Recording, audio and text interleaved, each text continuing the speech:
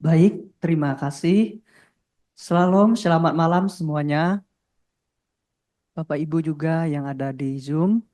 Dan pada malam hari ini kita akan memulai PA kita. Ini adalah kitab Yesaya yang pasal yang kedua. Malam hari ini kita akan membahas di dalam kitab Yesaya pasal yang kedua.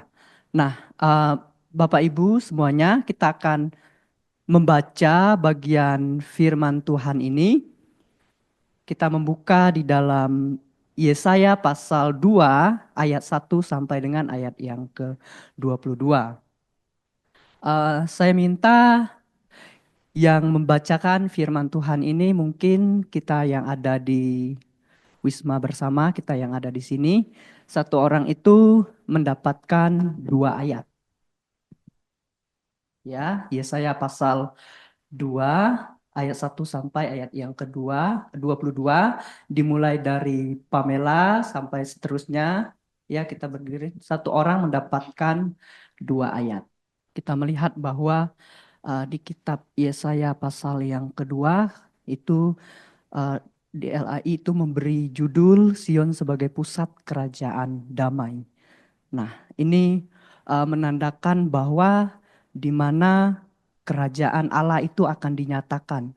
Nah, Nabi Yesaya itu memberikan nubuat, menerangkan kepada kita bahwa bagaimana Allah turut bekerja dalam setiap kehidupan orang-orang. Nah, sekarang kita akan, saya tidak berpanjang lebar untuk menyampaikannya, kita akan mendengarkan sharing dari Saudara Nobel. Saya persilakan. Baik, eh, terima kasih buat waktu dan kesempatannya. Shalom, selamat malam buat Bapak Ibu semua, rekan-rekan semua yang ada di Wisma bersama, bahkan yang ada di Zoom. Baik, bersama-sama pada malam hari ini kita akan belajar kebenaran firman Tuhan yang terambil dalam kitab Yesaya pasal yang kedua ayat yang pertama sampai yang ke-22. Di dalamnya terbagi dalam 2 bagian. Yang pertama, Simon sebagai pusat kerajaan damai, dan yang kedua hukum Tuhan terhadap semua orang yang meninggikan diri. Kalau sekilas kita membaca tadi di bagian yang pertama ada kata-kata yang kemudian atau ada metafora-metafora yang tertulis di dalamnya terkait dengan firman Tuhan ini yang dinyatakan kepada Nabi Yesaya pada waktu itu. Bagaimana kemudian Sion itu menjadi kerajaan yang damai. Kalau kita melihat dari ayat yang pertama sampai ayat yang kelima, semuanya dinyatakan di dalamnya, diungkapkan melalui tulisan-tulisan yang ada atau yang telah kita baca pada malam hari ini. Bagaimana uh, digambarkan gunung rumah Tuhan akan ditinggikan, dan uh, kalau kita mau melihat atau saya mencoba mencari beberapa referensi terkait dengan apa sih pengertian terkait dengan gunung atau rumah Tuhan yang kemudian akan ditinggikan. Hal ini kemudian mengacu kepada Gunung Sion. Itu dapat kita lihat dalam Yesaya pasal 18 ayat 7, Yesaya pasal 32 ayat yang Yesaya pasal 37 ayat yang ke-32. Gunung rumah Tuhan tentunya akan dipenuhi oleh orang-orang angkatan Yesaya. Inilah yang kemudian terjadi. Bagaimana kemudian kalau disebut di atasnya sebagai Sion sebagai pusat kerajaan damai, di mana orang-orang dengan skala yang banyak. Di dalam ayat yang kedua dikatakan segala bangsa akan berduyun-duyun pergi ke sana. Semua bangsa akan pergi kepada rumah Tuhan. Semua bangsa akan ada di sana. Ini yang kemudian ketika kita membaca di dalam Yesaya pasal yang kedua ayat yang kedua. Kemudian sehingga hal ini menimbulkan sebuah kedamaian di dalamnya, menimbulkan sebuah, kalau kita mau melihat di mana orang-orang, kalau digambarkan di dalam tulisan ini bagaimana orang-orang pergi untuk mencari Tuhan, pergi ke rumah Allah, pergi kemudian untuk uh, beribadah dan lain sebagainya. Hal ini juga mengajarkan kepada kita tentang bagaimana hidup di dalam uh, rumah Tuhan, hidup di dalam terang, hidup di dalam jalan Tuhan.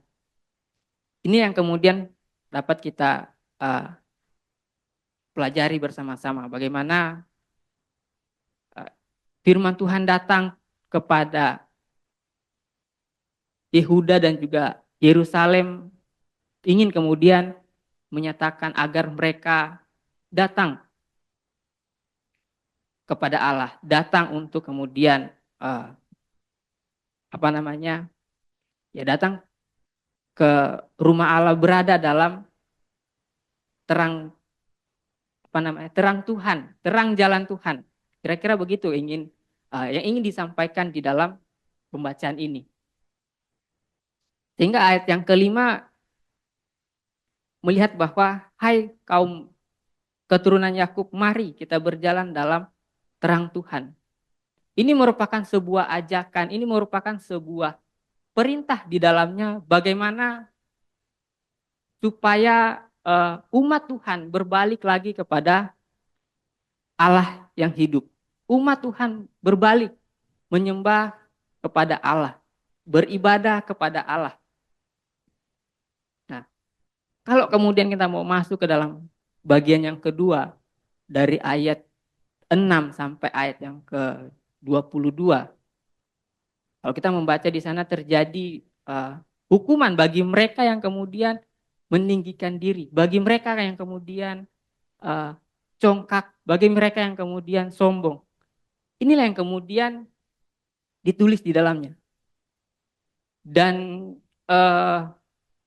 peristiwa ini atau sikap yang ditulis ini merupakan natur daripada manusia sendiri. Kalau kita mau melihat sama-sama di dalam pembacaan kita pada malam hari ini. Bagaimana kemudian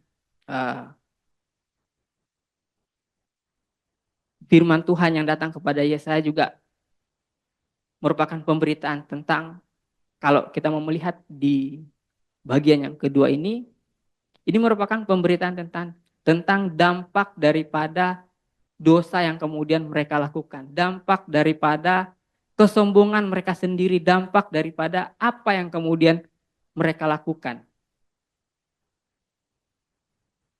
Di mana kalau kita mau membaca lebih dalam lagi, kita mau menelusuri lebih dalam lagi, umat Tuhan pada waktu itu telah terpengaruh dengan ajaran-ajaran timur, terpengaruh dengan sihir-sihir, terpengaruh dengan penyembahan-penyembahan berhala.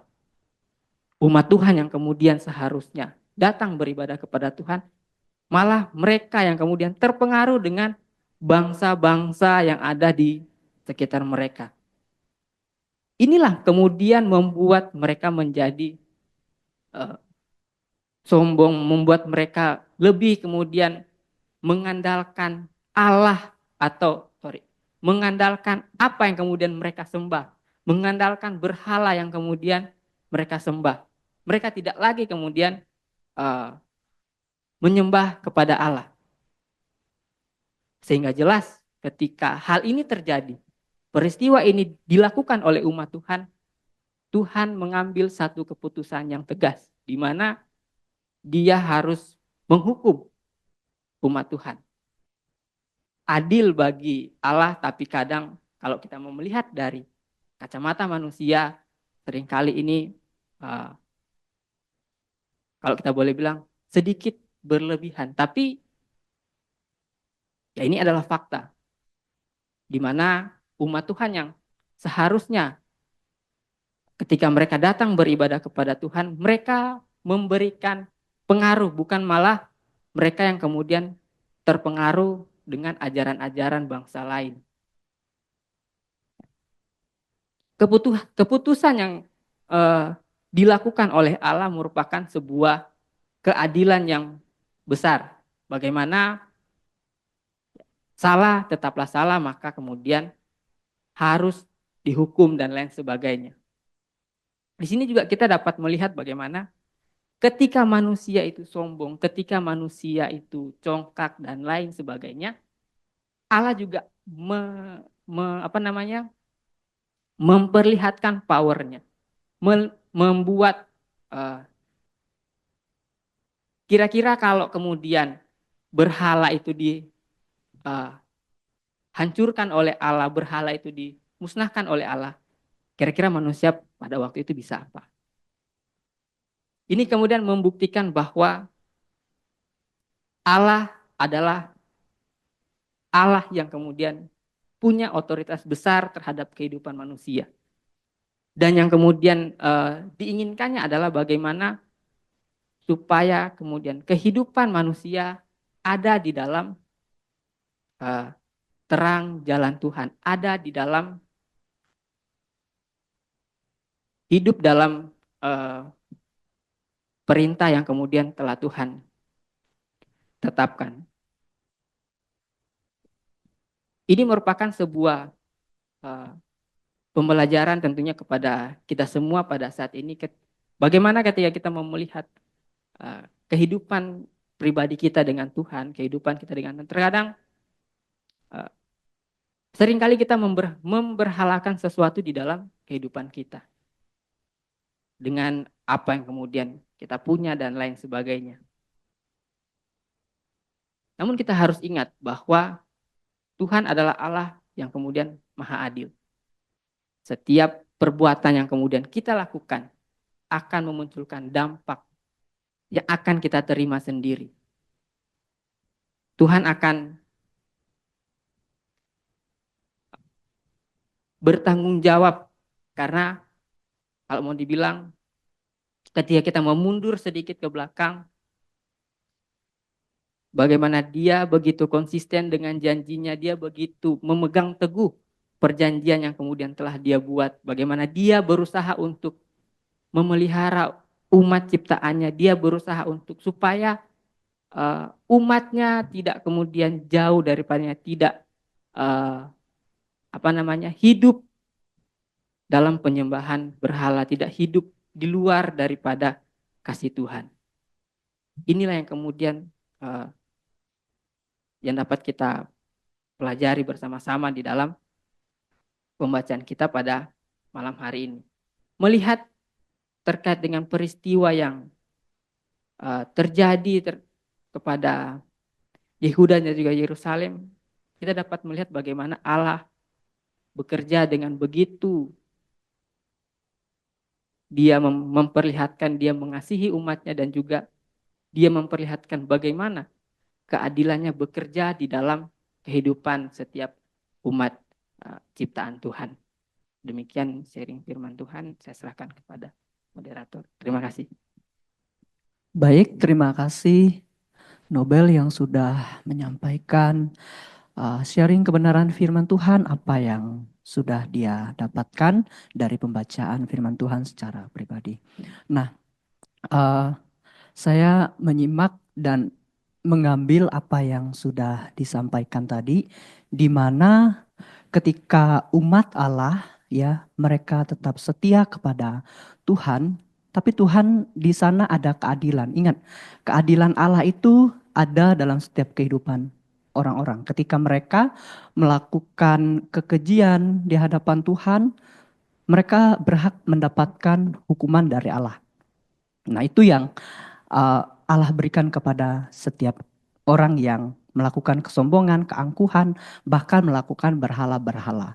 Kalau kita melihat ya di dalam perjanjian lama ini, kalau kita melihat dari kitab-kitab yang sudah kita bahas juga itu sama hal yang seringkali terjadi gitu kepada setiap umat Allah. Mereka sering jatuh kepada berhala-berhala, bahkan menjauhkan Tuhan. Ya, akibat apa? Ya, akibat kesombongan dan keangkuhan mereka. Mereka merasa diri mereka hebat, merasa diri mereka wow. Tapi pada akhirnya Tuhan yang bertindak. Nah, itu adalah keadilan Tuhan dalam setiap kehidupan kita. Oke, Bapak Ibu, saya sekarang akan memberikan waktu untuk kita semua, untuk kita diskusi, menyampaikan, atau ada yang mau bertanya dari penjelasan dari Nobel juga bisa, atau ada yang mau menyampaikan selama beberapa minggu ya sudah membaca firman Tuhan ini, apa yang sudah didapatkan dari Bapak Ibu, saya persilahkan yang ada di Zoom maupun yang ada di WB. Waktu dan tempat saya persilahkan dimulai dari sekarang ya. Kita selesai nanti diskusinya jam 8 lewat sekarang jam 8:45. Kita mengikuti jadwal aja yang sudah ada. Dimulai dari sekarang. Saya persilahkan kepada teman-teman yang ada di Wisma Bersama maupun Bapak Ibu yang ada di Zoom.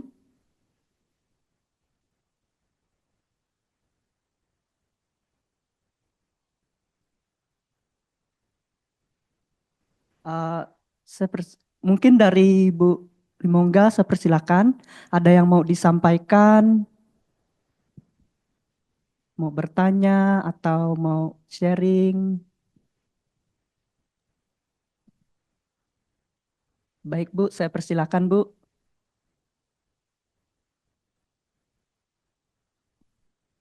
Masih di mute Bu. Sekarang kedengaran ya? Sekarang dengar Bu. Kedengaran. Oke. Sebetulnya apa yang dibawakan oleh Pak siapa tadi, Nobel Bu. Pak Nobel yang sharing itu cukup cukup bagus ya, cukup lengkap. Cuma barangkali kalau yang nggak tahu latar belakangnya, agak yang baru pertama kali datang ke ruangan ini mendengarkan terus bingung apa mendadak ngomong seperti itu. Barangkali ada bagusnya sebelumnya diberikan latar belakangnya. Orang-orang Yehuda ini sedang mengalami ketakutan, sedang dikelilingi oleh Asyur ya. Itu sebabnya Yesaya memberi nubuatan yang membesarkan hati mereka, tapi juga yang menghardik mereka. Itu di pasal 6 sampai yang terakhir. Yang menguatkan mereka itu bahwa nanti pada hari-hari terakhir, Yerusalem itu akan menjadi pusat kerajaan yang dimana yang berkuasa adalah Yesus Allah, di mana semua bangsa akan berduyun-duyun ke sana karena menjadi pusat pengajaran yang benar. Jadi yang menggambarkan sesuatu yang sangat indah, yang sangat bagus, yang sangat menjanjikan untuk Yehuda dan Yerusalem. Itu yang pasal 1 sampai pasal 5. Sedangkan pasal 6, Tuhan Allah selalu itu menggambarkan kasih yang tadi ya. Kasih dan keadilan Allah itu selalu sejalan. 6 sampai 22 itu memperlihatkan keadilan. Allah akan menghakimi atau menghukum orang-orang yang sombong. Di sini kebanyakan kata-katanya itu banyak dalam bentuk metafora ya. Jadi mata-mata orang yang sombong, ada yang menggunakan pohon. Pohon ini biasanya untuk menyatakan manusia. Kalau saya salah, kalau nanti Pak Gelen perbaiki. Jadi pohon Libanon dalam Alkitab melambangkan kecantikan. Kemudian pohon aras yang tinggi dari Lebanon itu melambangkan orang-orang yang berkedudukan tinggi dalam masyarakat. Yang di dalam ayat ini menggambarkan orang-orang berkedudukan tinggi yang sombong, yang tidak menganggap Tuhan sama sekali. Sedangkan pohon tarbantin itu kalau diterjemahkan dalam ini, pohon tarbantin itu pohon beringin, saya nggak tahu apakah itu benar. Jadi pokoknya pohon yang besar dan kuat, pohon beringin dari Basan. Mungkin maksudnya adalah pemimpin-pemimpin besar dunia yang diberi kuasa oleh roh-roh jahat. Ini semuanya yang akan dihakimi oleh Tuhan Allah. Lalu bukit dan gunung itu melambangkan pemerintahan dan kerajaan yang akan suatu saat akan tunduk kepada Tuhan yang Maha Kuasa. Dan juga dapat melambangkan akademisi atau pemikir-pemikir atau benteng-benteng pikiran manusia yang menganggap dirinya penting, meninggikan diri sendiri, menentang pengetahuan akan Allah. Dapat kita baca di Korintus 10 ya, ayat 36. Menara dan tembok menjadi pelarian waktu diserang. Orang-orang yang memberontak terhadap Allah membangun menara untuk misalnya menara Babel pada Kejadian 11. Manusia membangun menara Babel itu untuk supaya tidak tergantung pada Tuhan. Lalu kapal-kapal Tarsis, kapal-kapal besar yang memuat barang, menunjukkan mungkin kekayaan yang sangat besar ya. Tapi semuanya ini nanti akan mengalami penghakiman. Dan begitu besarnya penghakiman yang digambarkan oleh Yesaya itu sampai orang tidak kuat untuk melihat kemahaagungan, kemahakudusan dari Allah. Mereka bersembunyi di antara lubang-lubang di tanah dari hadirat Yahweh yang mengerikan, dari kemuliaannya yang agung. Dan pada hari itu orang akan membuang berhala-berhala mereka yang tidak berharga, melempar harta mereka. Pada hari itu selalu Yesaya mengatakan pada hari itu. Jadi mungkin ini adalah suatu nubuatan yang masih jauh dari masa di mana Yesaya mengucapkan nubuatannya ini. Yang bisa saya tangkap di sini, tapi yang bisa kita pelajari dari sini, barangkali jangan, yang terutama paling ditekankan adalah kesombongan. Kesombongan itu dosa pertama yang datang ke dunia, barangkali kesombongan. Atau Adam dan Hawa ingin menjadi seperti Allah. Inilah yang paling akan dihancurkan oleh Tuhan Allah. Barangkali ini yang bisa saya share di sini. Mohon diperbaiki Pak Yelen. Sekian. Baik Bu, terima kasih atas sharingnya untuk kita semua, di mana kasih Allah itu selalu berjalan dengan bersamaan, dan di mana juga orang-orang Yehuda di situ mereka mengalami ketakutan yang luar biasa. Dan di sini saya juga mencatat bahwa Nabi Yesaya sering seperti yang Ibu Lumongga sampaikan, Nabi Yesaya ini bukan seringkali, ada beberapa kali dia menggunakan kata pada waktu itu. Itu kalau saya mencatat itu ada sebanyak 3 kali. Nah itu penekanan ya. Menurut saya itu penekanan bagaimana nubuat yang disampaikan akan terjadi kepada bangsa-bangsa yang mereka yang sombong, bahkan angkuh, bahkan merasa diri lebih pandai dari Allah mereka. Nah, mungkin dari Bapak Ibu masih ada, saya persilakan. Dari yang di Wisma Bersama juga bisa. Yang di Zoom, Pak Markus, mau share, saya persilakan, mau menyampaikan.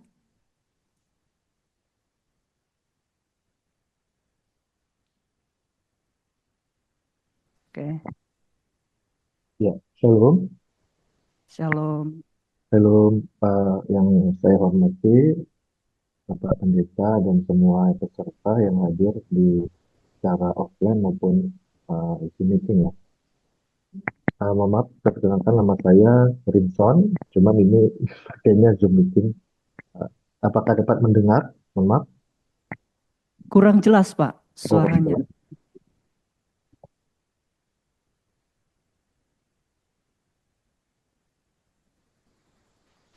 Apakah dapat mendengar? Oke, Izin? Pak. Ya, Sudah, Pak. ya. Terima kasih, baik. Terima kasih. Terutama saya mengucapkan puji syukur atas berkat rahmat karunia Allah Bapa dan Tuhan Yesus Kristus beserta dan Roh Kudus. Pada malam ini kita dapat melaksanakan pendalaman Alkitab ya, dari Yesaya tadi udah disampaikan sangat baik sekali, bagus. Yesaya pasal 2 memang udah dikatakan memang ada dua bagian secara utuh di pasal 2 ini. Uh, Sedikit ini ya, yang pengetahuan saya tentang kitab Yesaya, sejarahnya memang Yesaya ini abdi Allah, salah satu abdi Allah di kitab Perjanjian Lama. Dia menubuatkan dan apa namanya sebagai abdi Allah, termasuk dalam Perjanjian Lama ini untuk pasal 1 sampai 3 ada 39 pasal terkait Yesaya ya. Itu tentang ada beberapa bagian yang saya pahami ini tidak bisa terputus sebenarnya, saling terkaitan, karena sebagai seorang abdi Allah, tentunya orang pilihan Allah Bapa pada zamannya di masa Perjanjian Lama. Yang pertama itu saya rasa ada 3 bagian dalam hal ini: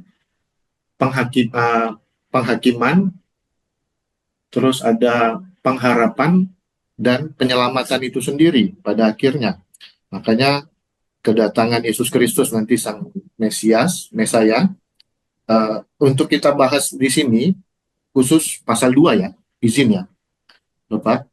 Ya, Pak, benar. Ya, baik. Sedikit saja tentang itu, memang panjang ini. Kalau menurut saya ya, izin berpendapat sedikit. Untuk pasal 2 ini memang di dua bagian. Yang pertama pasal 2 ayat 1 sampai dengan ayat 5, sedikit saja karena kita terbatas waktu ya Pak. Mohon maaf, izin ya. Singkat Iya, saja. Pak. Nah, untuk ini kan dikatakan di pasal tadi udah dijelaskan juga, namun sedikit kalau menurut saya tambahannya, ini janji kepada yang saya tangkap di sini pada saat ini kaitannya dengan kejadian, pasal kejadian ya. Di kitab Kejadian pasalnya dimulai di pasal 1, pasal 2, pasal 3, kejatuhan dalam dosa. Nah, disitulah janji manusia dikutuk, ular dikutuk, ya. Terus sampai pasal yang ke-20 berapa, 26 kalau nggak salah, kitab Kejadian. Bagaimana janjinya Allah Bapa kepada Bapak Abraham, kepada Ishak, pada Yakub. Di sini termasuk juga Yakub dikatakan dalam pasal 2. Ya. Bagaimana dikatakan firman Allah ayat 1-nya yang dinyatakan kepada Yesaya bin Amos tentang Yehuda dan Yerusalem akan terjadi pada hari-hari yang terakhir. Gunung tempat rumah Tuhan. Nah, pada zaman dulu kata gunung ini termasuk juga Perjanjian Lama ya. Dalam hal ini bagaimana Musa mendapatkan 10 perintah Allah di gunung juga, ya kan? Artinya kenapa? Dan juga Musa bertemu kepada Allah Bapa dalam bentuk wujud api yang semak belukar terbakar. Juga di situ dikatakan juga tempat yang kudus. Ya, gunung-gunung pada saat itu menggambarkan bahwa bukit-bukit, gunung-gunung, dan tempat-tempat Allah yang maha tinggi. Nah, di situ dikatakan juga di pasal ada banyak ayat-ayat mengatakan gunung Allah, ya, dan gunung Tuhan. Nah, itu menggambarkan kenapa tempat-tempat pemujaan, maksudnya menyembah kepada Tuhan di tempat yang tinggi untuk meninggikan Dia, di tempat yang ditentukan pada zaman dulu oleh Allah itu sendiri. Terus kalau menurut saya di sini janjinya kepada Bapak Abraham, ya, be- eh, yang digenapi oleh Yesus Kristus. Banyak sekali ayat di Perjanjian Lama juga nanti dikatakan. Kenapa? Dikatakan juga seperti pasir di lautan, seperti bintang di langit banyaknya, dan pasir di lautan banyaknya. Janjinya karena bukan kepada keturunannya, namun barang siapa yang telah eh, diselamatkan, benih ilahi ini yang dijanjikan, yang untuk orang-orang yang akan diselamatkan dari dahulu sampai dengan eh, yang akan datang sampai akhir zaman. Makanya nanti dikatakan dikaitkan di pasal 2 itu sendiri, ya kan, nanti sedikit eh, benang merahnya, karena di ayat di ini sih penutup di pasal 22, di pasal Mamat pasal 2 ayat 22. Jangan berharap pada manusia sebab ia tidak lebih daripada embun nafas, dan sebagai apakah ia dapat dianggap, ya kan? Ya ini artinya jangan berharap kepada manusia, berharaplah kepada Allah. Untuk penutup memang tadi udah sangat dijelaskan ya, cuman saya cuman bilang secara penutup aja karena waktunya sangat singkat. Intinya bagaimana Allah Bapa janjinya dengan Bapak Abraham, janjinya kepada termasuk juga Ishak, Yakub, ya kan? Yang dikatakan di ayat di sini dikatakan juga kepada Yakub ini, Allah Yakub di pada zaman apa namanya Perjanjian Lama, termasuk Bapak Abraham ini zaman mereka, ya kan? Yang dikenal itu Allah Abraham, Allah Yakub, dan Allah Ishak. Kenapa ketiganya ini? Ya, itulah memang Allah yang luar biasa dahsyat. Nggak ada yang menandingi kedahsyatannya. Banyak sekali ayat-ayat, nanti silakan nanti di saling kita ini ya, cross check di ayat Alkitab. Nanti kita banyak akan menemukan bagaimana kedahsyatan Allah itu sendiri mengalahkan ilah-ilah yang dalam Alkitab. Tuhan-Tuhan banyak dianggap Tuhan dan menyembah. Seperti juga tadi udah dikatakan di pasal 2 ya. Bagaimana orang yang congkak hati, yang apa, yang sombong segala macam itu, yaitu tadi. Karena kenapa? Di pasal Kejadian pasal 3 itu udah memisahkan bahwa keturunan ular, si iblis, ular tua, si iblis juga berkuasa di bumi. Sebagai apa? Iblis. Sebagai apa? Kuasa si jahat. Sebagai apa lagi? Sebagai, bahkan mereka, Rasul mengatakan sebagai malaikat terang. Mereka bisa berubah seperti malaikat terang. Bayangkan, ya kan? Karena mereka yang malaikat yang jatuh juga pada saat apa? Lucifer, nanti kita panjang ini ceritanya, ya kan? Malaikat-malaikat Lucifer juga mereka malaikat. Namun mereka uh, berbalik, maksudnya menghujat Allah, menolak Allah, kuasa Allah, bahkan mereka mengikuti Lucifer, apa namanya, malaikat juga ciptaan Allah. Panjang itu nanti ceritanya, tapi sedikit saja gambarnya. Dan juga bagaimana janjinya kepada Yakub tadi, ya kan, kepada nenek moyang orang Yahudi, orang-orang Israel, ya kan, dikatakan di sana. Begitu pula harus taat kepada apa yang telah dinubuatkan oleh Yesaya ini. Yesaya memang sudah tergenap, nanti udah banyak tergenapi dalam apa namanya kehidupan di dunia ini. Nyata, silakan cross check dalam sejarah, dalam apa namanya tulisan-tulisan, ya kan, yang dapat diuji secara apa, uji teknologi dan segala macam bisa diuji kebenarannya, dan juga memang banyak hal lagi yang terjadi, karena memang hari-hari banyak di pasal 2 itu sendiri dikatakan di ayat bagian ini ya, perikop berikutnya tadi, termasuk bagaimana kehidupan yang kita jalani di kehidupan sehari-hari di bumi ini juga udah terjadi yang dimuatkan. Bayangkan ribuan tahun yang lalu ya saya udah mengatakan ini. Luar biasa dahsyat, ya dan amin menurut saya firman Allah. Dan inilah gambarannya, apa hari-hari ini bukan hanya sekarang juga, dari dulu pun sudah terjadi itu sampai dengan akhir zaman. Bagaimana penyesat itu luar biasa dahsyatnya ketika kuasa Allah bekerja, mereka pun, bahkan iblis pun di perjanjian baru Tuhan Yesus Kristus mengakui bahwa dia anak Allah. Tapi Tuhan mengatakan, Yesus Kristus mengatakan suruh mereka diam, bahkan mereka percaya dan gemetar. Allah itu sendiri pada Yesus sebagai penggenapannya, bagi siapa saja yang percaya kepada dia. Dalam eh, empat yang terjadi kekristenan, orang Kristen ini percaya akan kelahirannya, ya kan, itulah Natal. Terus telah kelahiran, kematian, ya kan, Eh, kematian ini, dan juga ketiga kebangkitan, yang keempat, ya kan, kenaikan ke sorga yang mulia dan duduk di sisi Allah Bapa yang Maha Kuasa.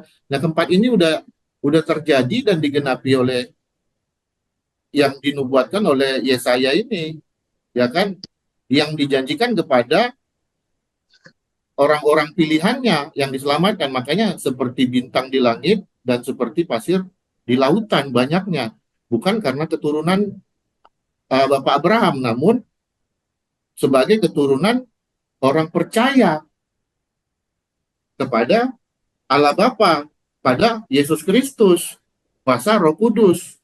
Sekian dan terima kasih dari saya. Shalom. Baik Pak, terima kasih atas penjelasannya kepada kita semua. Cukup panjang.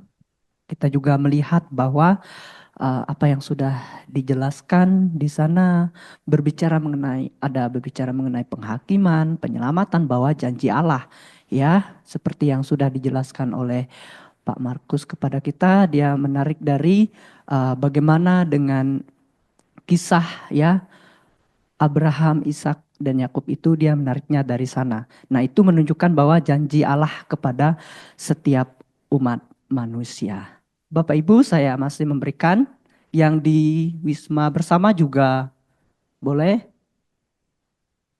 Ada yang mau menyampaikan?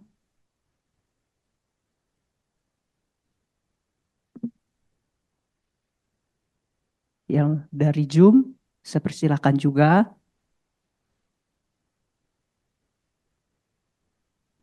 Mungkin tambahan sedikit. Jadi Oke, silakan Pak. tadi sebenarnya udah lengkap sih, udah baik apa yang di sharingkan. Tapi saya ingin kita melihat sedikit, karena bagi saya menarik ya kata-kata ini sih, kata-kata yang di firman Tuhan ini ya. Yang pertama itu yang menarik bagi saya adalah kata-kata yang berbicara tentang apa tuh? Segala bangsa akan berduyun-duyun gitu ya. Jadi saya percaya bahwa bangsa-bangsa yang tadinya nggak mengenal Allah, memang pada hari terakhir juga akan datang kepadanya ya. Jadi itu juga menunjukkan bahwa memang keselamatan itu adalah anugerah ya, bukan hasil usaha manusia. Dan itu bisa kita lihat juga di ayatnya di Efesus 2 ayat 8 sampai 9 ya. Dan yang kemudian yang menarik juga adalah ada kalimat yang berkata, mari kita naik ke gunung Tuhan ya. Bagi saya kata mari ini berarti ada sebuah kata ajakan gitu ya. Nah, ini siapa yang ngajak gitu ya? Tentunya kalau bagi saya sih, tentunya adalah kita ya. Kita sebagai hamba Tuhan, memang tugas kita kan adalah memberitakan Injil ya. Jadi bagaimana kita mau dipakai Tuhan menjadi alatnya untuk memberitakan Injil agar setiap lidah mengaku bahwa memang Yesus adalah Tuhan ya. Jadi itu adalah sebenarnya panggilan juga sih buat kita, bahwa ketika dimanapun kita berada, apapun yang kita kerjakan, jangan lupa untuk bisa menjadi saksi terang itu sendiri gitu. Jadi dengan cara itu kita akan mengajak, mari gitu, mari mari kita naik ke gunung Tuhan, ke rumah Allah Yakub supaya ia mengajarkan jalan-jalannya kepada kita. Nah, tuain banyak tapi alatnya, tapi yang itu kan sedikit kan gitu ya, kan selalu ditekankan seperti itu ya. Nah jadi itu juga menurut saya sesuatu yang perlu juga saya secara pribadi juga renungkan sih. Jadi memang kalau dari kitanya juga nggak pernah ngajak mari, ya gimana bangsa-bangsa yang mengenal Allah itu tahu gitu loh. Orang kita aja nggak pernah ngajak kan gitu ya. Kita aja nggak pernah menginjili mereka gitu. Ya gimana mereka tahu berita keselamatan itu gitu. Jadi menurut saya sih yang ingin saya sharing sih itu sih sesuatu yang bagi saya sangat sangat luar biasa sekali sih kata-kata itu. Mungkin itu aja dari saya. Jadi terima kasih. Baik Pak, terima kasih. Ya, benar apa yang dikatakan oleh Pak Ucok, ya, memang untuk kita menyampaikan kabar baik kepada orang itu memang tidak mudah. Kita itu perlu yang namanya pertolongan oleh Roh Kudus.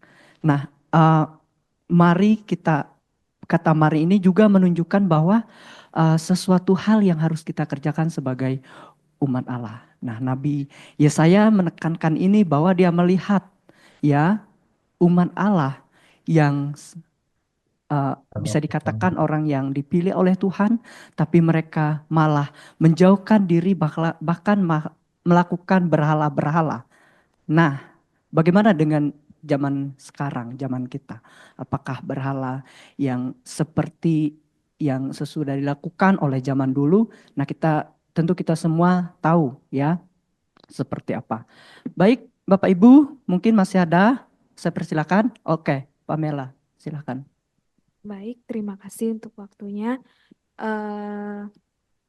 Saya akan sharing apa yang sudah saya dapat dari pembacaan firman Tuhan yang sudah kita baca tadi dari Yesaya ini pasal 2. Ini juga ada ayat ini dari ayat yang kedua sampai ayat yang ketiga itu. Di sini juga kita bisa melihat di Mika pasal 4 ayat yang pertama. Jadi kitab Mika juga mencatat ayat ini. Nanti Bapak Ibu boleh melihat. Nah, jadi yang mau saya sharingkan di sini dari ada dua bagian gitu ya. Ada dua bagian penegasan penting gitu. Penegasan penting dari ayat yang saya temukan, yang saya baca di pembahasan kita pada malam hari ini. Yang pertama itu di ayat yang ke-11 dan di ayat yang ke-17. Nah, ini adalah suatu ayat yang udah dari atas namun diulangi lagi di ayat yang ke-17. Nah, ini bagi saya adalah suatu penekanan penting gitu ya, penekanan penting untuk kita sebagai umat Allah. Nah, khususnya ini orang-orang yang sombong gitu ya. Nah, ini ditegaskan kembali bahwa sebenarnya kita sebagai ciptaan gitu ya, kita nggak berhak gitu, nggak ada gunanya dan nggak ada sama sekali istilahnya tuh berhak untuk kita menyumbungkan. Karena apa? Karena diri kita sendiri juga adalah ciptaan gitu. Apalagi apa yang kita lakukan itu dan kita pun bisa mengatasi semua itu, yaitu semuanya karena Tuhan gitu.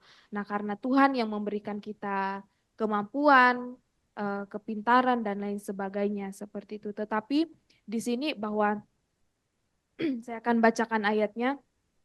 Manusia yang sombong akan direndahkan dan orang yang angkuh akan ditundukkan. Dan hanya Tuhan sajalah yang maha tinggi pada hari itu.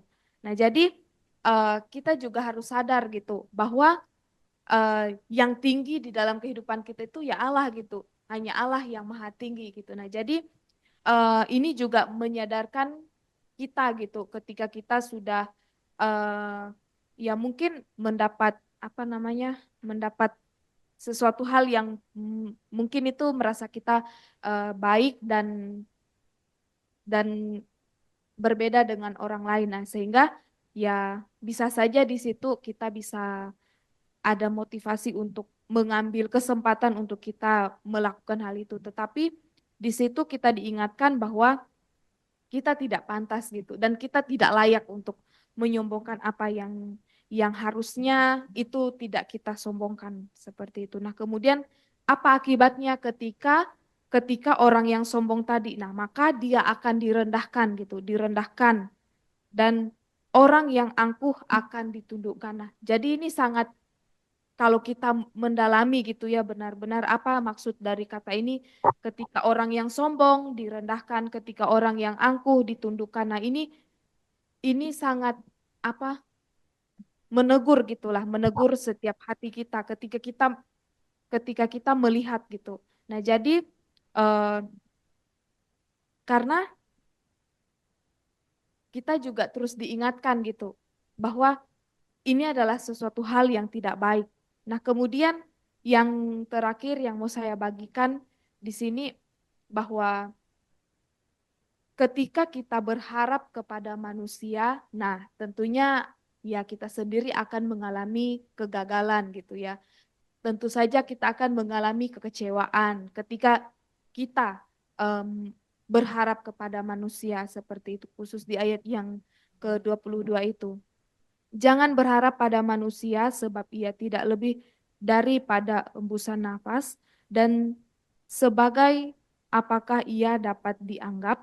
Nah, jadi kita juga perlu tahu bahwa ketika kita berharap kepada sesuatu hal yang yang juga isinya yang juga berdosa gitu. Nah, jadi ini juga mengingatkan kepada kita bahwa itu tidak ada artinya. Tetapi di sini mari kita bersama-sama belajar bahwa ketika kita berharap hanya kepada Tuhan, memang kita tidak tahu kapan waktunya kita bisa mendapatkan atau menerima apa yang kita harapkan daripada Tuhan, tetapi di sini kita diingatkan bahwa teruslah percaya gitu, percaya dan berharap hanya kepadanya. Dan jangan pernah sekali-kali untuk kita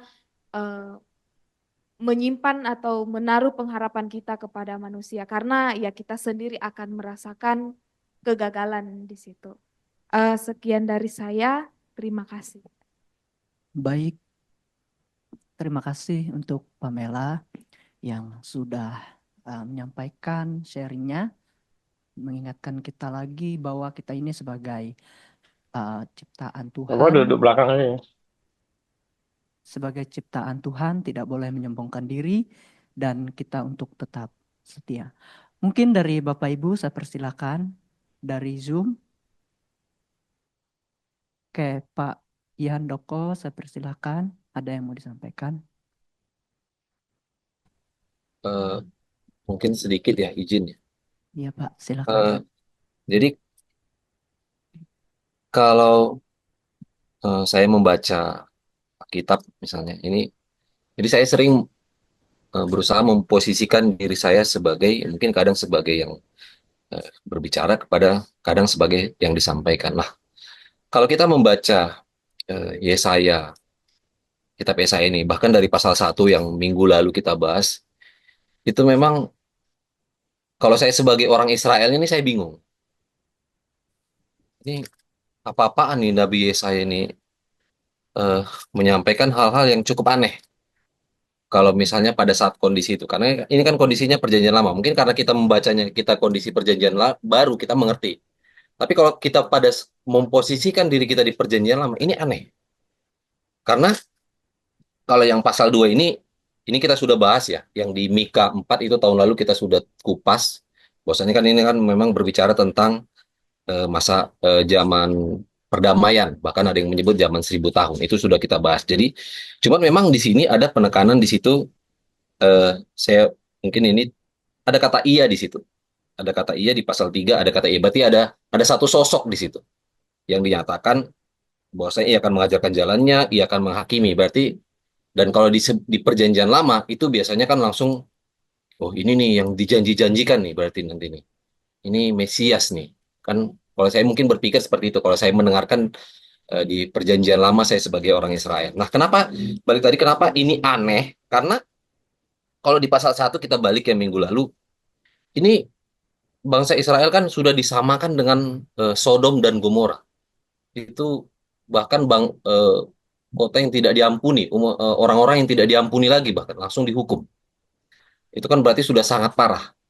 Terus juga disebutkan itu kan yang minggu lalu itu dia sedikit kita balik lagi, disebutkan itu yang di ayat 11 itu sangat aneh itu. Apa gunanya bagiku korbanmu yang banyak-banyak? Loh, kan kita disuruh ngorbankan Tuhan. Itu kan perintah hukum Taurat, perintahnya Musa. Kalau kita berdosa, ya korbankan ini. Kalau levelmu ini, ada levelnya lagi ini.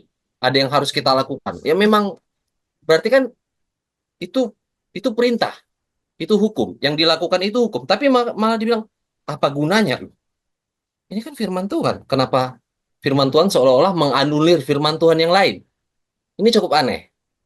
Nah, itulah makanya mungkin saya berpikir memang nggak mudah pada orang Israel pada saat itu juga untuk menerima nubuatan dari Nabi Yesaya ini. Karena memang kan Nabi Yesaya ini kan kita juga tahu bahwasanya ini memang nabi yang agak unik karena dia lebih banyak berbicara tentang nubuatan yang jauh banget. Bahkan hampir sebagian besar itu tentang perjanjian baru baru kita mengerti apa yang yang dinubuatkan oleh Nabi Yesaya ini. Makanya ketika itu setelah tadi dibilang kita disamakan dengan Sodom dan Gomora, tiba-tiba nanti balik lagi di pasal 2 ada perdamaian. Loh, tadi udah mau dihukum habis-habisan, kita sekarang akan ada masa perdamaian. Terus habis itu lagi nanti dibuang lagi. Apa kau buang umatmu? Makanya sangat sulit menurut saya kalau kita memposisikan diri kita sebagai umat di masa itu untuk mengerti apa sih maksud Nabi Yesaya ini. Lah kami kan sedang mengerjakan hukum Taurat ini. Kenapa kami malah dibilang tidak, apa yang kami lakukan itu sia-sia, Tuhan tidak berkenan, bahkan mau dihukum. Nah, mungkin itu jadi eh, makanya saya juga berpikir bagaimana umat bisa mengerti apa yang dimaksudkan oleh Nabi Yesaya. Kan ini berbicara tentang jauh ke depan. Bagaimana mungkin bisa ya? Saya juga masih belum dapat. Makanya mungkin saya juga sambil berpikir nih, apakah ini juga yang menyebabkan, maksudnya kan kita tahu nih bahwasanya eh, umat Israel itu, kalau kalau saya nggak salah ya, mohon dikoreksi, sampai sekarang kan mayoritas tidak percaya kepada Kristus. Bahwa Kristus itu bukan Mesias, itu belum Mesias. Nah, karena kita tahu mereka itu beranggapan Mesias itu adalah orang yang akan memutarbalikkan keadaan, akan membawa mereka ke puncak, apa namanya, puncak kekuasaan, puncak kejayaan lagi. Seperti kan itu ada seperti itu memang disebutkan. Jadi ketika Yesus datang kita tahu bahkan murid-muridnya pun habis semua. Kalau kita pakai eh, standar dunia itu seolah-olah kegagalan total itu sebenarnya. Kalau kita pakai standar dunia, Tuhan Yesus mati disalib, murid-muridnya habis semua mati disalib. Tapi kan kita tahu setelah itu ternyata ada Injil yang tumbuh sampai sekarang yang itu yang menjadi iman kita. Tapi kalau kita pakai standar dunia, itu seolah-olah kegagalan. Nah, mungkin itu yang harus kita pahami bahwasanya ya memang kadang-kadang apa yang disampaikan, apa yang terjadi itu memang aneh, nggak bisa kita mengerti dengan logika kita biasa aja. Karena kalau kita, saya percaya kalau misalnya memang ini bukan anugerah Tuhan, mereka nggak akan ngerti.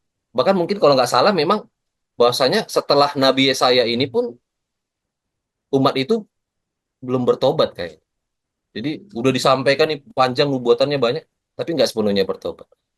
Jadi eh, mungkin itu yang bisa saya sampaikan. Terima kasih, Pak. Terima kasih Pak atas penyampaiannya, sharingnya untuk kita semua, menerangkan kita bagaimana umat Allah lagi, yaitu bangsa Israel. Mungkin masih ada? Masih ada waktu. Oke, masih Pak. Saya persilakan Pak. Boleh. Suaranya kurang jelas Pak. Putus-putus Pak. Di Jelas ya suara saya. Putus-putus kan? Oke Pak, sudah. Halo. Iya Pak, sudah. Sudah lumayan bagus. Oke. Sedikit saja tadi menyambung apa yang Pamela sampaikan.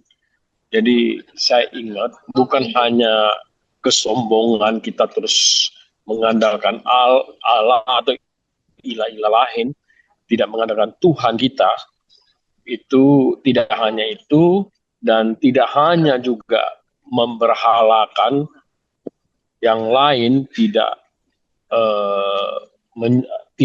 menyembah Tuhan yang satu, Tuhan kita. Tetapi keegoan kita, merasa kesombongan, kepintaran kita itu juga berhala. Jadi saya mau tambahkan satu sisi lagi. Banyak orang merasa dia tidak perlu Tuhan, tetapi dia sudah mampu untuk mengatasi segala sesuatu. Itu juga berhala. Ya, kekinian saya kira itu yang saya mau tambahkan satu. Yang kedua, yang menarik Yesaya pasal 2 ini ada di ayat 2 dan ayat 17 ya. Saya dua ayat ini saya lihat luar biasa. Dulu waktu saya kira-kira 40 tahun lalu saya sudah pernah dapatkan ceramah atau seminar tentang megatrend soal tentang akhir zaman nanti, bahwa akan banyak orang-orang berduyun-duyun mencari Tuhan. Nah, sampai hari ini kita masih melihat banyak penolakan terhadap Tuhan. Nah, Yesaya pasal 2 ayat 2 tadi mengatakan bangsa-bangsa akan datang ke gunung Tuhan, akan datang mencari Tuhan. Nah, ini menarik untuk kita kaji dan pikirkan. Bagi saya ini sebuah penantian di dalam pergumulan dan doa saya. Kapan saya akan menyaksikan kemuliaan Tuhan, banyak orang datang kepada Tuhan. Satu. Yang kedua, ayat 17, ya itu menarik sekali. Tuhanlah perisai kepada kita. Jadi memang Tuhan yang menjadi pengharapan, Tuhan yang bisa menjadi kekuatan bagi kita, satu-satunya, tidak ada yang lain. Jadi jangan masalah menghimpit kita, jangan masalah sampai membuat kita lari kepada mengandalkan selain Tuhan. Itu maksud saya. Dan yang sedikit tambahan, yang terakhir, apa yang disampaikan oleh Pak Yandoko tadi, bagi saya itu tidak heran. Di pasal 1 itu bicara soal, tadi dikatakan, loh, kok mereka membawa persembahan? Seakan-akan kok Yesaya aneh sekali melarang. Kita harus baca itu secara keseluruhan konteks itu, bahwa mereka membawa persembahan sama halnya ketika Tuhan Yesus menegur para ahli Taurat. Yang satu kamu lakukan, tapi yang lain tidak. Nah, itu maksudnya kira-kira gambarannya. Jadi Yesaya kamu lakukan secara formalitas, tapi tindakan kamu, kehidupan kamu, tingkah lakumu tidak mencerminkan apa yang kamu lakukan. Upacara keagamaanmu hanya sekedar formalitas doang. Maka kita kenal, selalu kita mendengar khotbah pesan dari hamba Tuhan, bahwa bergereja itu melakukan apa yang menjadi kesenangan Tuhan, bukan hanya di gereja, tapi di kehidupan kita sehari-hari. Ya, bagaimana kita mempersembahkan diri kita, melakukan sesuatu yang kita di gereja, kalau kita menyembah Tuhan, memuji Tuhan, tetapi tingkah laku kita di luar gereja harus mencerminkan hal yang serupa. Nah, inilah yang ditegur Yesaya di pasal 1 itu, saya kira. Dan pasal 2 tadi, itu juga Yesaya, saya kira melihat kenyataan memang mereka itu harus bertobat, teguran. Meskipun ini tidak belum terjadi, tetapi Yesaya melihat ke depan. Ya, harus bertobat bangsa ini karena banyak perbuatan mereka yang menyembah berhala. Yang tadi sudah di-sharingkan tadi dari Nobel, dari Pamela juga, dari siapa tadi, Idi juga ada sampaikan, bahwa Yesaya melihat bahwa sesungguhnya mereka itu di kehidupan sehari-harinya sudah menduakan Tuhan. Mereka sudah hidup dengan berhala, tidak menyembah kepada Tuhan mereka, yaitu Tuhan Abraham, Ishak dan Yakub. Nah, itu saya kira. Jadi saya mau sampaikan itu bahwa seharusnya memang Yesaya, makanya aneh bagi orang Israel, terutama bagi penguasa saat itu, Raja Manase ya, kalau dalam tradisi dia digergaji kan di bawah pemerintahan Manase. Jadi Yesaya memang ada keunikan dan agak ekstrim pribadi Yesaya. Jadi dia bukan hanya berani menegur, bukan hanya berani kepada umatnya, umat Tuhan, tetapi kepada penguasa saat ini. Terima kasih, Idi. Baik Pak, terima kasih atas sharingnya dan penyampaiannya. Waktu kita masih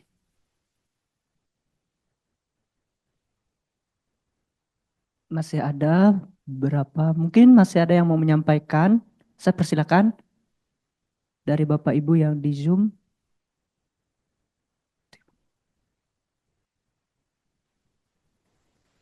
Dari Ibu Maria.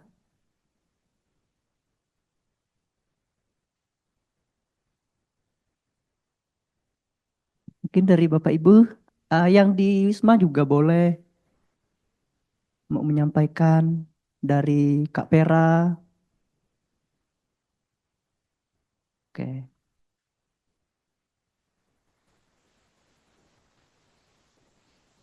Oke, Bapak Ibu mungkin oke. Pak Markus, silakan, ada yang mau disampaikan? Baik, Apa yang baik, terima kasih sekali ya. Puji Tuhan, haleluya. Sangat bersyukur. Banyak hal juga dapat juga ternyata di sini. Udah baik sekali tadi disampaikan juga banyak hal. Namun sedikit saja di sini kiranya ya sedikit ya terkait pasal 17 ini, ya kan? Manusia yang sombong akan ditundukkan dan orang yang angkuh akan direndahkan. Hanya Tuhan sajalah yang maha tinggi pada hari itu. Dan juga ayat 18, sedang berhala-berhala akan hilang sama sekali. Dan juga dikaitkan dengan pasal 22 nanti sampai 22 ini. Nah, di sini dikatakan bahwa yang sombong ini apa? Bukan apa namanya? Mereka sombong menganggap tinggi hati. Mereka menganggap manusia ini menganggap melebihi dari Tuhan. Mereka nggak, sebenarnya mereka tidak mengenal Tuhan karena banyak Tuhan-Tuhan yang lain, Allah-Allah, ilah-ilah dari zaman dahulu sampai zaman sekarang pun seperti itu. Ya, di sini sombongnya ini sombong melawan Tuhan. Tuhan di sini Allah Bapa, Sang Pencipta itu sendiri. Nah, pada hari akhir makanya Tuhan Yesus Kristus di Injil banyak ya, ini salah satu ya. Tuhan Yesus Kristus mengatakan, ya kan, yang menyebut nama Tuhan, ya kan, pasal 7 Injil,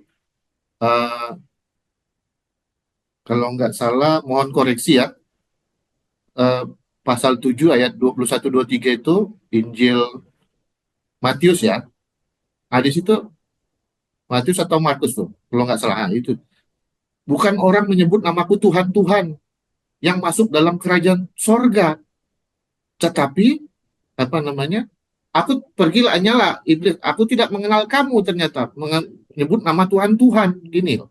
Yang sombong di sini adalah menentang Allah sesungguhnya. Bukan sombong, dan juga terbalik dunia ini. Sejujurnya, orang yang percaya kepada Allah, ya kan kita kan hukum kasih ada dua nih Pak, Bapak Ibu, mohon maaf izin ya.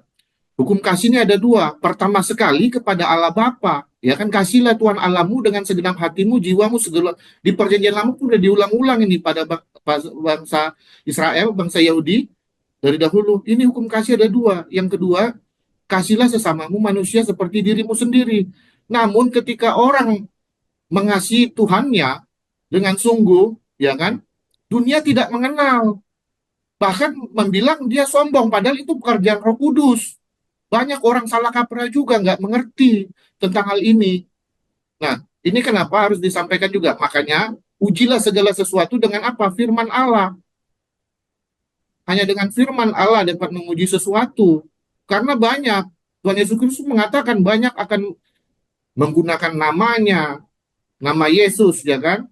Yesus, Yesus. Yesus yang mana dulu ini? Mohon maaf, ya kan? Ini Injil mengatakan, dia sendiri, Sang Firman mengatakan itu. Yesus yang firman yang telah menjadi manusia. Dan dikatakan di situ juga banyak penyesat-penyesat. Di sini dikatakan berhala-berhala itu kan bukan manusia semua ini. Ya kan? Di pasal 22 ini sangat dijelaskan. Yang saya sampaikan tadi, mohon maaf, izin, jangan berharap pada manusia. Siapapun yang datang kepada, tapi hanya dombanya, hanya kepada benih ilahi itu yang tumbuh kepada setiap orang, benih yang ditabur, dia akan tumbuh subur berbuah. Dan tidak ada dombaku mengenal aku, Tuhan Yesus Kristus mengatakan dalam Injilnya. Dan tidak ada seorang pun yang dapat sampai kalau tidak melalui dia. Artinya semua dombanya, semua pokok anggurnya yang harus berbuah, buah roh itu. Nah ini udah ketetapan Allah, cuman banyak orang berpikir dia sombong. Tapi dia orang-orang seperti termasuk Yesaya di sini. Makanya ya terima kasih tadi juga diingatkan juga, memang dia dikatakan dalam catatan sejarah ya, dia digergaji. Artinya apa? Dia ditolak. Dianggap sombong, dianggap yang aneh. Ya kan banyak juga abdi-abdi Allah di Perjanjian Lama, banyak sekali kalau kita buka itu luar biasa banyak sekali. Ya kan bagaimana Daniel, bagaimana orang-orang pilihannya ya kan, banyak yang Sadrak Mesak, Abednego, banyak lagi. Bahkan di Perjanjian Lama juga banyak, ya kan? Bahkan mereka sebagai martir Allah, abdi Allah itu martir-martir semua. Yang orang banyak yang ditolak justru di dunia ini karena apa? Dunia tidak mengenal. Yang dunia tahu, yang mereka pikir standar dunia. Makanya Tuhan Yesus Kristus mengatakan juga, ya kan? Damai di bumi dan di sorga bagi mereka yang diperkenankan. Yaitu tadi janjinya juga itu. Di Injil Lukas dikatakan, damai di bumi bagi orang yang berkenan kepada Allah. Nah ini banyak, mohon maaf ya, terima kasih banyak ya atas waktu dan kesempatan. Mungkin ada yang lain tambahkan. Terima kasih. Ini yang bisa saya sampaikan. Nah, karena kenapa kebenaran Injil itu harus memang disampaikan kapanpun waktunya, ya kan? Nah, perlunya makanya dengan pendalaman, dengan sehat. Maksudnya dengan Roh Kudus bekerja, kuasa Allah itu sendiri. Nah, baik, terima kasih Bapak Ibu. Mohon waktu dan kesempatannya, terima kasih banyak ya.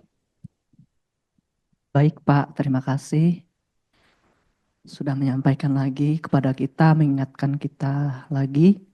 Dan waktu kita tinggal 1 menit lagi. Ya, sebelum saya serahkan kepada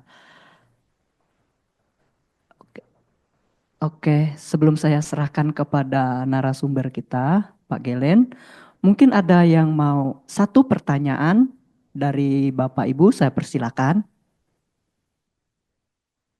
Ada yang mau bertanya sebelum saya serahkan kepada narasumber?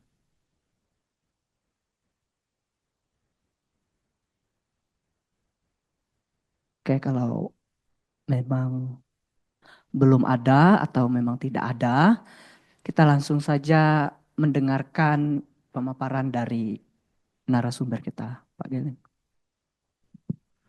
Baik, terima kasih Saudara Idi, Bapak Ibu sekalian. Hari ini kita membahas pasal 2 ayat 1 sampai 22 ya. Saya lihat juga semua juga sudah dibahas ya oleh rekan-rekan semua, baik tadi oleh Bapak yang sharing dari Saudara Nobel maupun dari Bapak Ibu sekalian. Saya mau melihat secara worldview dulu, secara pandangan umum dari keseluruhan pasal 2 ini tentu juga sama dengan keseluruhan kitab Yesaya, tentu berbicara tentang kedaulatan Allah atas jalannya sejarah ya, bahwa segala sesuatu terjadi itu sesuai dengan dalam kerangka kehendak dan rencana Tuhan yang tidak terbantahkan. Kemudian tentu ini adalah berbicara tentang kerajaan Allah yang tergenapi di dalam Sang Mesias, Kristus Yesus. Ya, tentu yang tadi 5 ayat pertama itu berbicara tentang nubuatan di masa yang akan datang. Dan kita ketahui bersama bahwa uh, kedatangan Kristus terjadi dalam 2 tahap. Ya, yang pertama sudah terjadi, yang kedua akan terjadi nanti di akhir zaman. Ya, itulah sebabnya dikatakan di gunung rumah Tuhan dia akan mengajar. Ya, akan mengajar, tentu ia di sini berbicara kepada sosok yaitu Sang Mesias.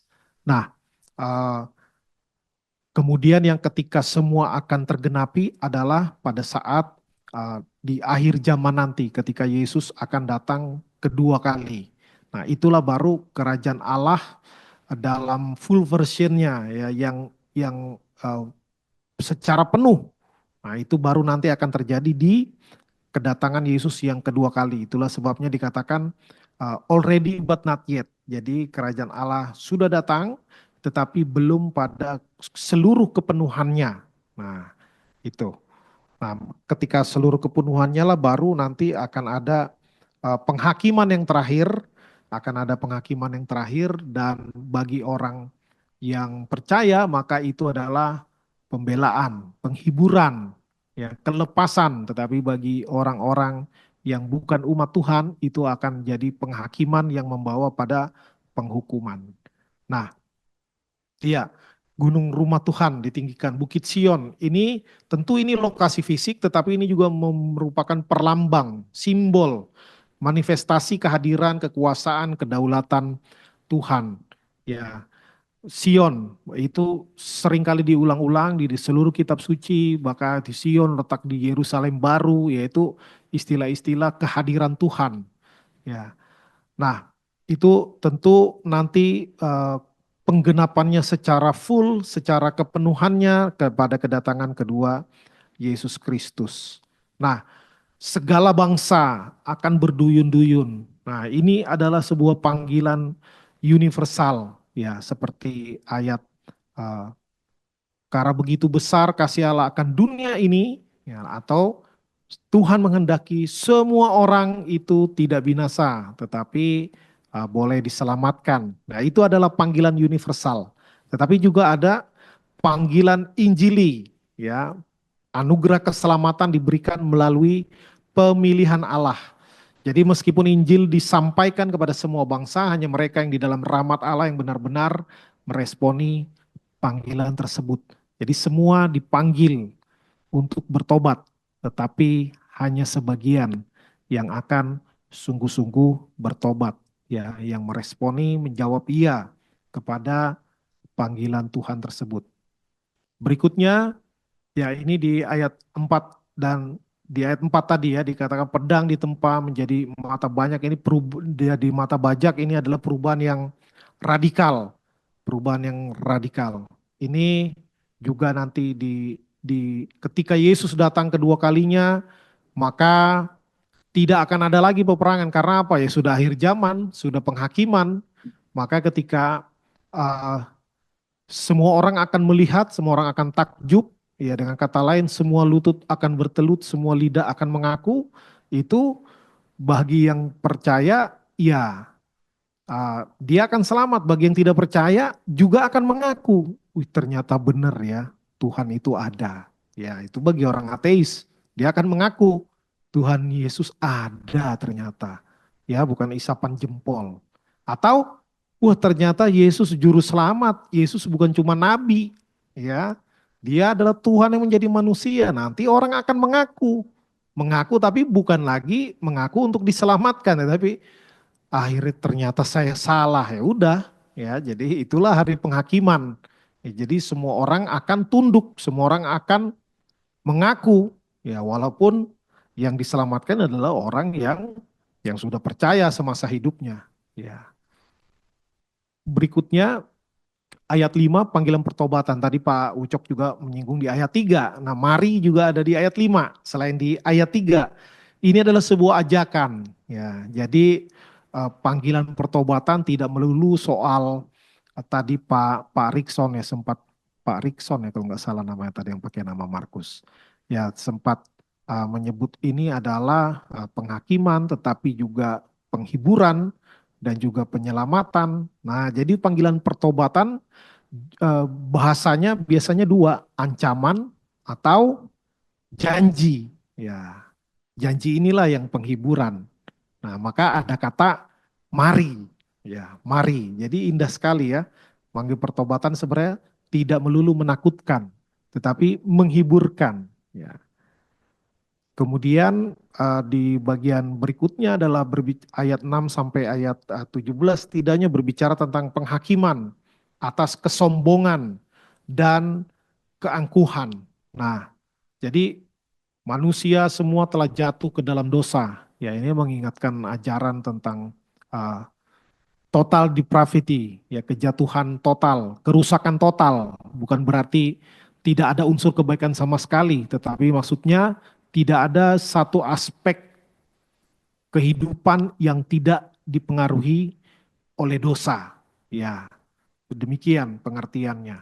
Nah, tadi Pak Heri juga sangat menarik, benar sekali bahwa ini bukan soal hanya tentang berhala, mempercayakan berhala, ya karena memang ini konteksnya bagaimana terjadi perjumpaan budaya, perjumpaan iman antara iman orang-orang Israel dan iman bangsa-bangsa di sekelilingnya. Sehingga ketika ada perjumpaan tersebut, maka ya biasa saling mempengaruhi. Tetapi Alkitab mencatat bagaimana orang Israel yang lebih banyak terpengaruh, ya, lebih banyak terpengaruh akhirnya menyembah para berhala. Nah, itu di satu sisi itu mungkin merasa uh, cobalah kita cari jalur alternatif, ya, cari iman alternatif mungkin lebih afdol Pak kalau kita menyembah berhala yang sebelah sana, ya, itu. Coba-coba dulu. Nah, di sisi lain, manusia juga sangat percaya kepada diri sendiri. Nah, sangat percaya kepada diri sendiri. Kita bisa semua. Kita bisa. Ya ingat tadi salah satu kesombongan digambarkan dengan menara ya, disebutkan bulu mongga tadi. Ingat menara Babel itu adalah bentuk kepercayaan diri yang berlebihan. Kepercayaan diri yang menyingkirkan atau menafikan kedaulatan Tuhan. Nah, hal-hal yang seperti ini pasti ujungnya akan dihakimi oleh Tuhan dan dihukum. Ya, jadi kepercayaan diri yang begitu tinggi dan tidak lagi mengandalkan Tuhan itu juga bentuk berhala, memberhalakan diri sendiri. Nah, berikutnya adalah peringatan terhadap penyembahan berhala ya atau bahasa kekiniannya idolatri dibilang, bukan mengidolakan Mbak Tri ya, tapi idolatry sebenarnya dari bahasa Inggris.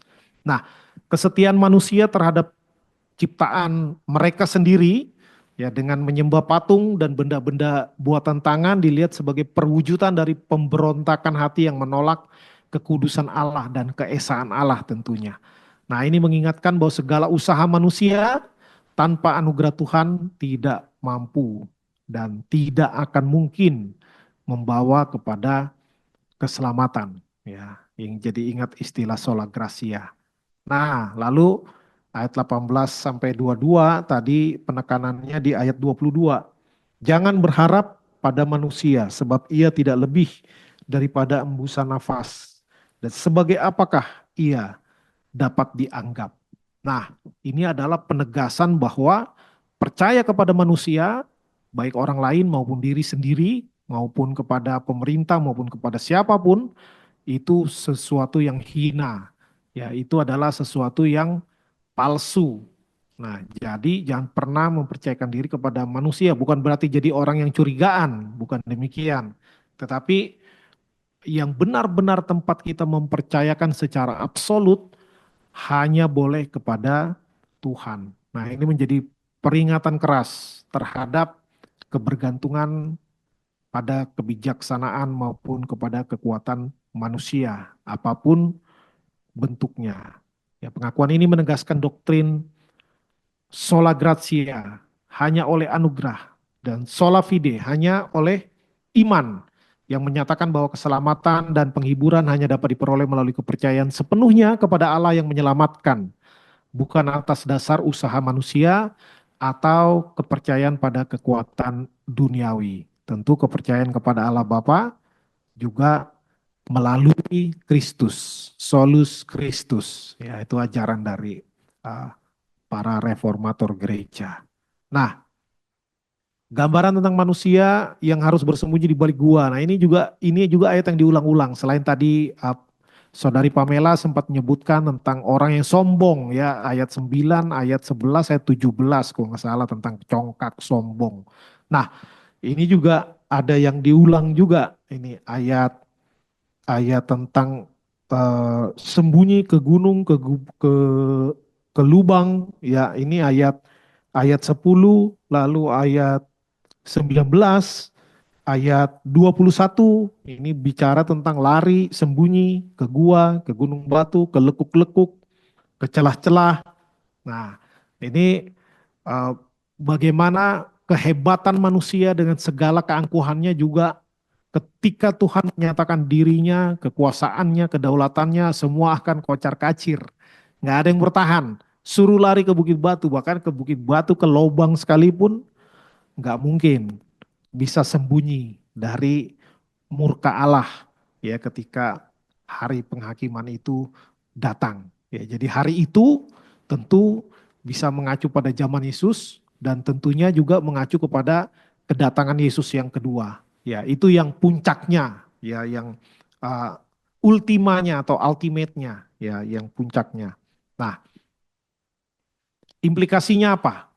Yang pertama tentu adalah ketergantungan kepada anugerah Allah. Ya, biasa kalau kata ketergantungan sendiri ini negatif biasanya, ya. Jangan ketergantungan lah. Ya, ketergantungan pada apa dulu, ya. Jadi ada ketergantungan yang baik, yaitu ketergantungan pada Allah. Nah, kita harus memang mengingat bahwa semua keselamatan dan pertolongan berasal dari anugerah Tuhan. Nah, kita harus sepenuhnya bergantung kepada Tuhan, agar jangan mengandalkan kekuatan atau kebijaksanaan diri sendiri atau orang lain.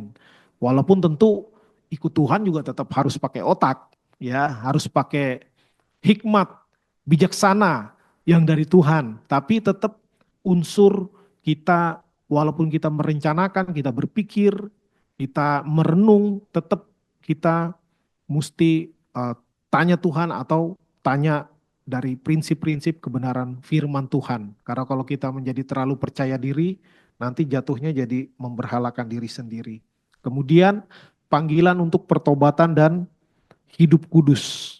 Nah, kita harus menyadari sepenuhnya bahwa bentuk-bentuk keangkuhan, kesombongan, kecongkakan, maupun penyembahan berhala atau idolatri tadi adalah dosa besar yang harus dihukum. Dan orang percaya semua diundang untuk secara terus-menerus hidup dalam pertobatan, bahkan hidup memuliakan Tuhan. Berikutnya, penginjilan yang berdasarkan kedaulatan Allah. Ya, jadi Injil memang disampaikan kepada segala bangsa dan semua orang dipanggil untuk bertobat, untuk percaya kepada Yesus, Sang Mesias, Juru Selamat dunia. Tetapi kita sadar bahwa tidak semua orang akan percaya. Namun kita tidak tahu siapa yang dipilih Tuhan untuk menjadi umatnya. Ya, artinya apa? Yang sekarang percaya Tuhan belum tentu dia percaya sampai mati. Ya, ada yang lari karena berbagai hal, ada yang menukar iman karena berbagai hal. Tetapi orang yang saat ini mungkin menentang Kristus, mungkin menentang kekristenan, belum tentu dia tidak dipilih Tuhan. Ya, bisa jadi dia adalah saat ini belum percaya, tapi nanti akan percaya. Maka ini menjadi panggilan umat Tuhan, ya, panggilan gereja maupun setiap kita siapapun kita, apapun profesi kita, kita dipanggil untuk memberitakan Injil karena kita tidak tahu siapa yang Tuhan pilih ya untuk diselamatkan. Dan tentunya ada harapan eskatologis ya, bahwa Tuhan memerintah dengan sempurna melalui Yesus Kristus. Dia akan mengajarkan tentang jalan-jalan Tuhan, mengajarkan tentang kebenaran. Nah, dan terakhir nanti di hari penghakiman Yesus sendiri akan menjadi hakim. Ya, tadi menarik ada istilah juga wasit. Ya, hakim dan wasit, intinya dia yang pegang kendali kan. Kalau dalam pertandingan juga wasit itu pegang kendali. Dia prit selesai pertandingan, prit mulai ya gitu ya. Jadi itu maknanya itu seperti sinonim hakim dan wasit. Nah, itu memberikan harapan. Ya, mungkin kita melihat sepertinya kok makin ke sini dunia makin jahat, tidak semakin baik. Orang percaya mungkin di banyak negara semakin tertekan. Ya, semakin tertekan bukan semakin enak. Ya, tetapi mengingat akan sebenarnya semua jalannya sejarah di dalam kontrol Tuhan dan Tuhan yang akan memberikan penghakiman terakhir dan tidak akan ada yang bertahan di hadapan Tuhan Yesus Kristus saat menjadi hakim yang adil di akhirat nanti, maka itu memberikan pengharapan, penguatan. Ya bahkan seperti tadi dikatakan banyak yang jadi martir para abdi Allah, betul sekali. Sampai murid-murid Yesus juga mayoritas jadi martir. Tetapi kenapa mereka bersedia menjadi martir? Karena ini ada harapan eskatologis. Ada keselamatan yang digaransi hanya ada di dalam dan melalui Yesus Kristus. Maka itu yang akan menguatkan setiap orang percaya. Nah, jadi sebagai kesimpulan, bagian pasal 2 Yesaya ini, yang pertama Allah adalah penguasa yang mutlak dan kerajaannya akan ditegakkan di tengah segala kebanggaan dan pemberontakan manusia. Berikutnya, keselamatan dan pemulihan umat manusia terjadi bukan atas usaha sendiri, melainkan melalui anugerah Allah yang dinyatakan secara sempurna dalam Kristus.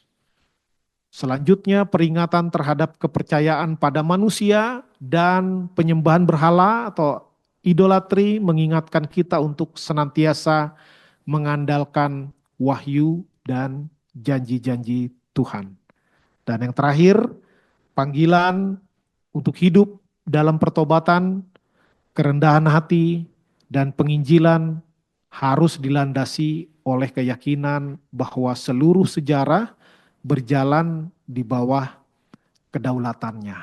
Ya, nah karena tidak ada pertanyaan, mungkin saya komentar tadi yang dari Pak Yandoko.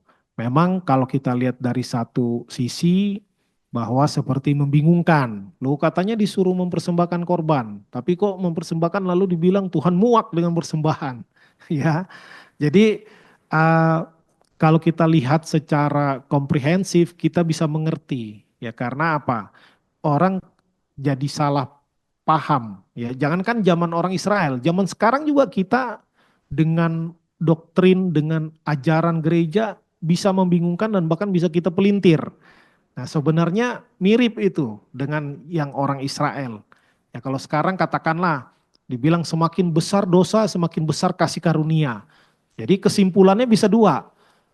Bisa betapa malunya dosa yang besar sudah diampuni kalau kita berdosa terus. Tapi kesimpulan lainnya adalah mari kita berbuat dosa terus supaya semakin besar kasih karunia. Nah kan gitu kan. Nah orang Israel juga gitu. Bisa jadi ada yang merasa nggak apa-apa berbuat dosa nanti tinggal kasih korban kan impas. Ya nggak apa-apa bikin dosa. Ya kita jadi penjahat dulu nanti kan tinggal mempersembahkan korban. Ada korban penebus salah, ada korban ini, korban itu, korban bakaran. Ya akhirnya apa? Jadi itu menjadi mekanis, menjadi sesuatu yang biasa, menjadi ritual. Padahal yang Tuhan kehendaki adalah pertobatan. Yang Tuhan kehendaki adalah keadilan sosial. Ya kan? Jangan anggap apa kita korupsi banyak-banyak. Yang penting kasih persembahan ke gereja. Ya nanti Tuhan ampuni. Ya, bukan begitu. Yang Tuhan mau itu adalah pertobatan. Ya biar aja kita makan anggaran misalnya, yang penting nanti orang miskin kita kasih makan sebulan sekali. Nah, bukan itu yang Tuhan kehendaki. Yang Tuhan kehendaki keadilan sosial, ya, mengusahakan kesejahteraan bangsa misalnya. Jadi panggilan orang percaya ini luar biasa besar.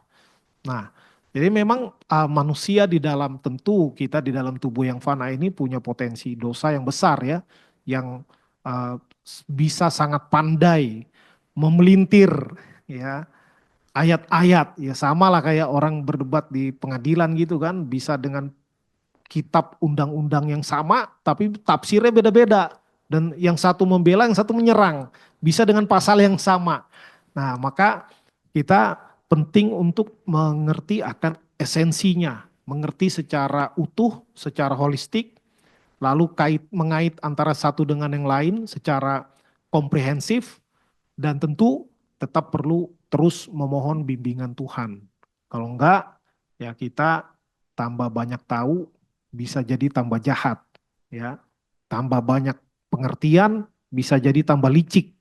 Ya, bukankah yang paling pandai berdebat adalah yang paling banyak tahu? Biasanya, ya kalau enggak banyak tahu, ya apa yang mau dia debatkan, kan gitu. Maka bahkan kita di dalam ber-PA pun ada bahaya. Ya, ada bahaya jadi tukang debat nanti misalnya, gitu kan? Jadi tukang debat tapi tidak tidak tukang melakukan firman Tuhan. Nah, itu yang bahaya. Ya, maka seharusnya semakin banyak tahu, semakin kita takjub akan keagungan Tuhan, akan kedalaman kebenaran firman Tuhan. Ya, kita menjadi semakin terbuka untuk dikoreksi oleh firman Tuhan, untuk diperiksa oleh firman Tuhan. Jadi bukan menggunakan firman Tuhan untuk mengoreksi orang saja. Wah, ngelihat kiri kanan depan belakang, lupa berkaca kepada firman Tuhan. Nah, maka cara kita meresponi juga harus tepat ya, supaya kita tidak salah mengerti, apalagi memperalat ayat-ayat suci untuk kepentingan pribadi. Wah, itu yang paling jahat. Ya, demikian yang bisa saya bagikan. Saya kembalikan kepada moderator kita, Saudara Idi Supriyadi. Baik, terima kasih Pak atas yang sudah disampaikan kepada kita semua. Firman Tuhan pada malam hari ini mengingatkan kita lagi bahwa kita harus berpegang teguh kepada firman Tuhan dan terus mengandalkan Tuhan. Ketika kita menjadi manusia, jangan menjadi manusia yang sombong, jangan menjadi manusia yang angkuh, jangan menjadi manusia yang percaya diri lebih, ya. Tapi kita terus mengandalkan Tuhan selalu dalam setiap kehidupan.